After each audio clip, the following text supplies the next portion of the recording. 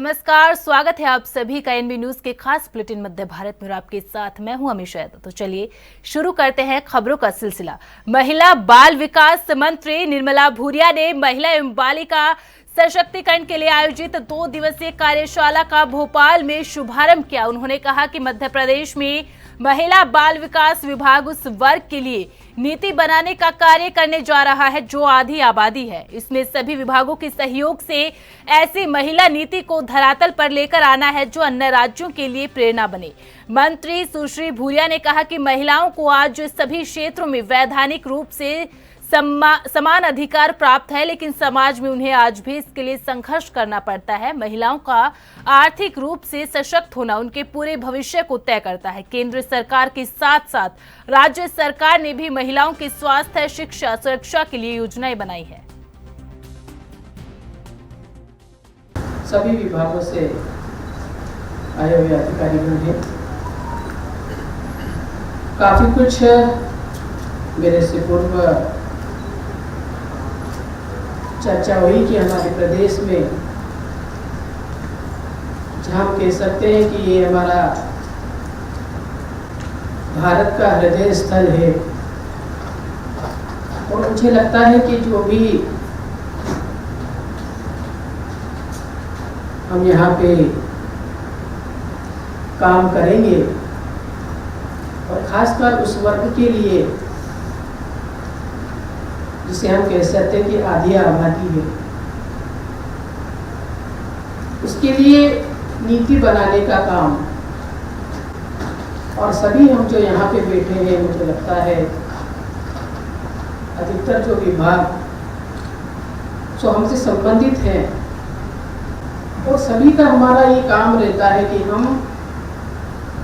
ऐसे वर्ग के लिए काम करें या नीति बनाए जिसे आधी आबादी हम लोग कहते हैं। हम सभी लोगों का एक ही उद्देश्य है कि हम इस आबादी को कैसे सशक्त करें, इनके लिए कैसे काम कर सकें, चाहे वो नगरीय क्षेत्र हो या ग्रामीण क्षेत्र हो। मुझे विश्वास है आप सभी लोगों के ऊपर, और इसी विश्वास के कारण मैं कहती हूँ कि हम अच्छा कर सकते हैं, बेहतर कर सकते हैं। मैं सभी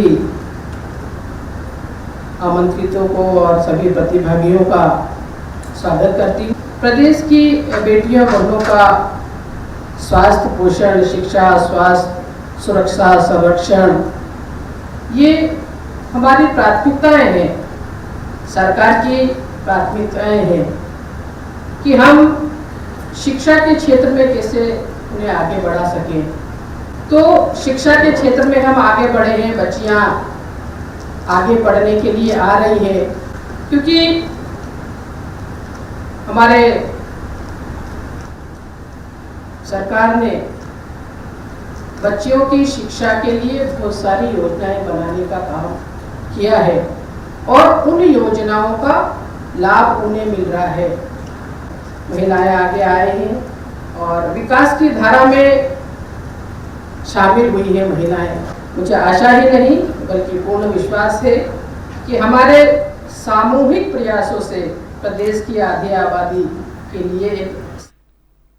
और अब खबर जगदलपुर से, जहां बिजली कटौती का आरोप लगाते हुए कांग्रेस के कार्यकर्ताओं ने विद्युत विभाग के कार्यालय का घेराव किया। इस दौरान कांग्रेस कार्यकर्ताओं ने विद्युत विभाग और भाजपा की प्रदेश सरकार के खिलाफ जमकर नारेबाजी की। कांग्रेस नेताओं ने आरोप लगाया कि प्रदेश में भाजपा सरकार बनने के बाद से लगातार बिजली में कटौती की जा रही है, जिसके चलते आम लोगों को परेशानी उठानी पड़ रही है।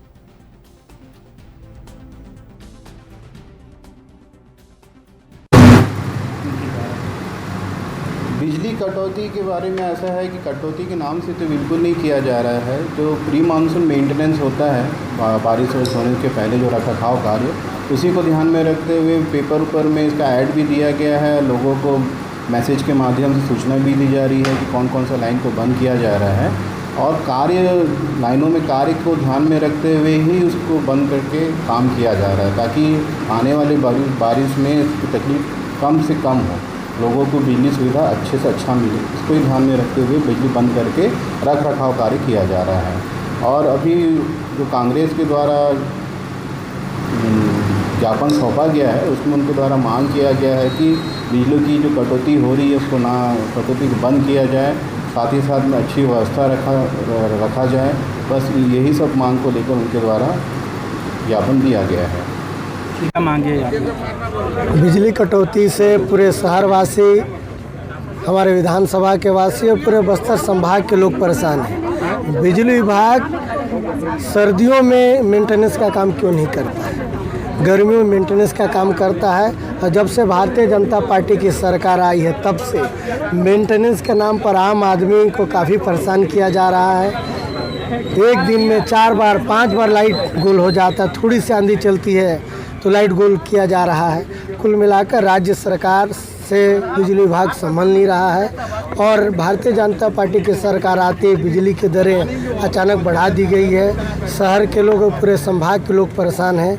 जो पहले कांग्रेस के सरकार में जो हाफ बिजली बिल योजना का लाभ मिलता तो भी बंद हो गई है और जो यूनिट दर बढ़ा दी गई है। कुल मिलाकर भारतीय जनता पार्टी के सरकार में, भारतीय जनता पार्टी के राज में आम जनता बालाघाट में बिजली कंपनी द्वारा सही और चालू मीटर को हटाकर पूरे शहर में नए स्मार्ट मीटर लगाने का कार्य जोरों शोरों से किया जा रहा है। जहां शासन के निर्देशानुसार शहर भर के मीटर को बदलने का कार्य किया जा रहा है, उनकी जगह पर स्मार्ट मीटर लगाए जा रहे हैं। लेकिन पुराने मीटर की तुलना में नए स्मार्ट मीटर में बिजली की खपत अधिक दर्शाई जा रही है। वहीं नए स्मार्ट मीटर से पहले की तुलना में कहीं अधिक बिजली बिल उपभोक्ताओं को भेज रहा है।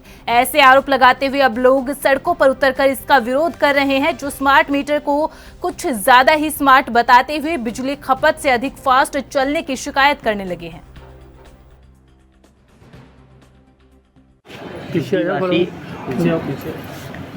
माननीय कलेक्टर महोदय द्वारा मुख्यमंत्री को डायरेक्ट ज्ञापन प्रेषित कर रहे हैं।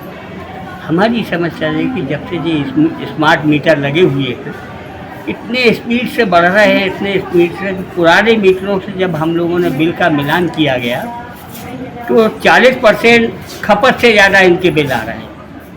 गरीब लोग हैं, स्लम एरिया, झुग्गी झोपड़ी वासी है, 5-5 हज़ार 6-6 हज़ार बिल, हमारा कुछ 5 हज़ार है। हम भी गरीब आदमी हैं, हमारा भी सबका BPL कार्ड है, तो क्या घर पालेंगे? चलो भाई ठीक है, मैं आपको बता दूं झुग्गी झोपड़ी में बर्तन मलने जाती है महिलाएं, ना उनके घर में AC है, ना कूलर है, एक पंखा है, 2 बल्ब, उनका बिल 6-6 हज़ार आ रहा है। ये कहाँ का न्याय है? जाके सर्वे कर लीजिए। इतनी ज़्यादा परेशान है गरीब बेचारी महिलाएं जो चूल्हे चक्की का काम करती हैं, जो घर का काम करती है, क्योंकि पूरा। मैं वैशाली वगारे। कहाँ रहते हैं? Ward number 24 Indira Nagar. क्यों आए थे यहाँ पे? सर हम लोग ये मीटर, स्मार्ट मीटर से हम बहुत परेशान है। जितने की हमारी कमाई नहीं होती उससे ज़्यादा बिजली का बिल आ रहा है। यहाँ कमा रहे हैं हम 2-3 हज़ार रुपये, क्योंकि चौका बर्तन में जाते हैं ये लेडीज है सब पूरी। और मीटर देखो तो इतना हाई फाई चलता है कि पूछो मत। पूरी बिजली बिल बंद करने के बाद भी वो लाल वाला वो लाइट जो है वो चालू होते ही रहता है। 3,000 रुपये कमाते हो, बिल कितना आ रहा है? 7,500 रुपये आए हैं 2 महीने का बिल लेके, तो कहाँ से पटाएंगे हम लोग? तो आपके साथ ही प्रॉब्लम है? सब पूरे सभी के साथ में ये प्रॉब्लम है। तो अभी ये मीटर हम लोग को निकलवाना है। पर ये तो मध्य प्रदेश सरकार के आदेश हैं और केंद्र से पूरे देश में लग रहे हैं। कैसे क्या कर सकते हैं भैया इसमें?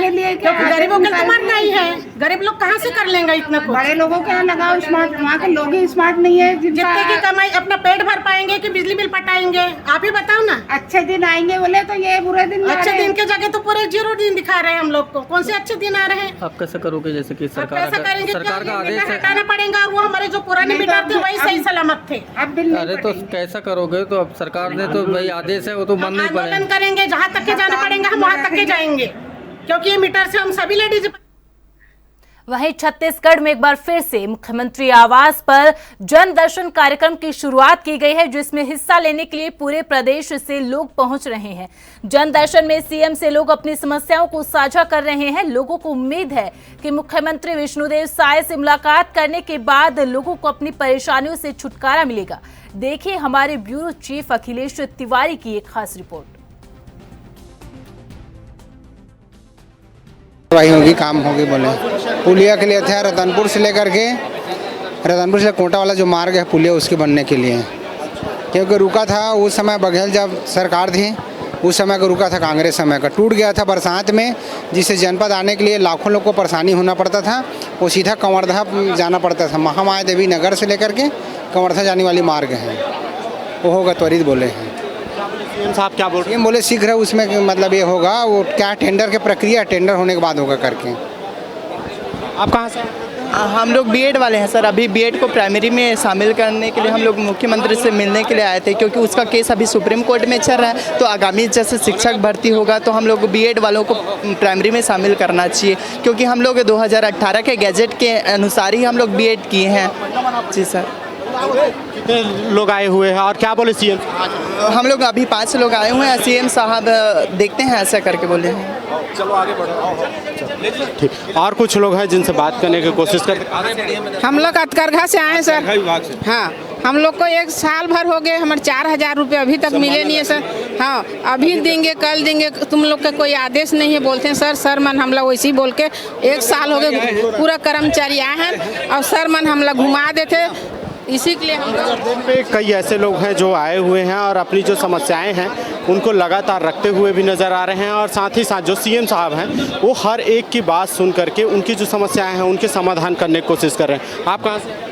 जी मैं महुआ से आई हूँ। कौन सी समस्या?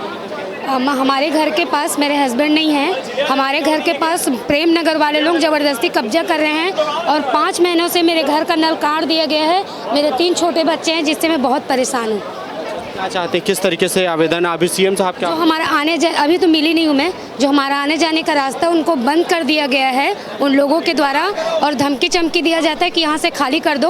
और मैं टैक्स वगैरह भी पटाती हूँ। निगम गई तो जॉइंट कमिश्नर मैडम बोलती 30 तारीख तक आप खाली कर दो, अगर आप पटा भी रहे हो टैक्स तो कोई मतलब का नहीं है बोलती है।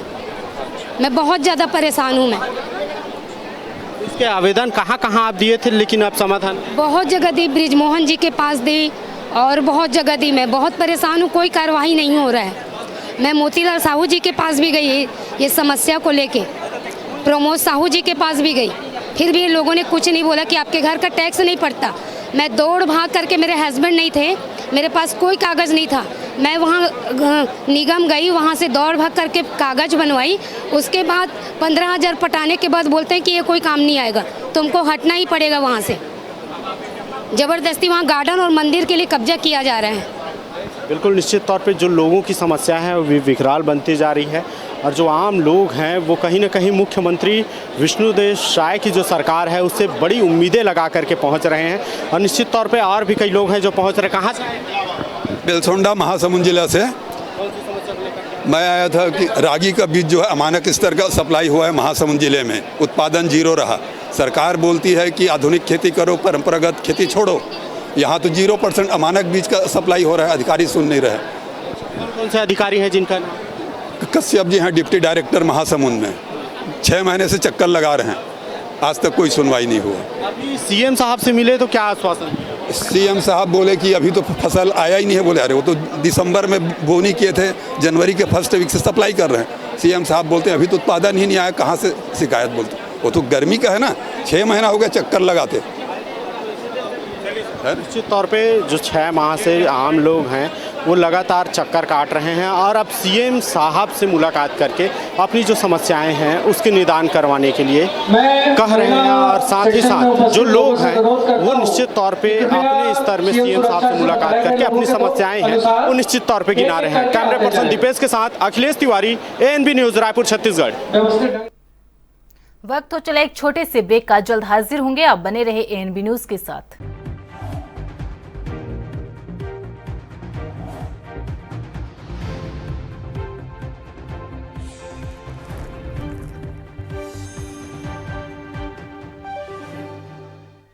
ब्रेक के बाद एक बार फिर से आप सभी का स्वागत है। खबरों में आगे बढ़ते हैं। पन्ना टाइगर रिजर्व को आबाद करने के लिए कई गांव विस्थापित किए गए थे। आज पन्ना टाइगर रिजर्व देश दुनिया में प्रसिद्ध हो चुका है, लेकिन पेपर टोला और सूरजपुर के विस्थापित परिवार वन राजस्व सीमा विवाद की वजह से 20 सालों से भटक रहे हैं।